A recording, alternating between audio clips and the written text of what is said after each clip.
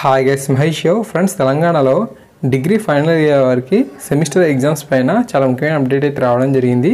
June 20 నుంచి degree చివరి semester పరీక్షలు అనేవి ఉండేందుకు అవకాశం అయితే ఉన్నట్లుగా సమాచారం. దీనికి సంబంధించి వచ్చిన ఆర్టికల్ని చూద్దాం.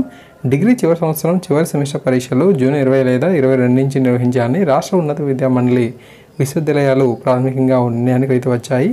పరీక్షల నిర్వహణపై యూజీసీ మార్గదర్శకాలు జారీ చేసిన నేపథ్యంలో రాష్ట్ర ఉన్నత విద్యా మండలి చైర్మన్ పాపిరెడ్డి గారు, ఉపాధ్యక్షులు లింబాద్రి వెంకటరమణ శనివారం ఓయూ, కాకతీయ, తెలంగాణ, పాలమూరు, మహాత్మా గాంధీ శాతవాహన విశ్వవిద్యాలయాల రిజిస్ట్రార్లతో వీడియో కాన్ఫరెన్స్ అనేది నిర్వహించారు. డిగ్రీ చివరి సెమిస్టర్ పరీక్షలను జూలై 1 నుంచి 15 వరకు జరుపుకోవాలని యూజీసీ ఇటీవల సూచించింది.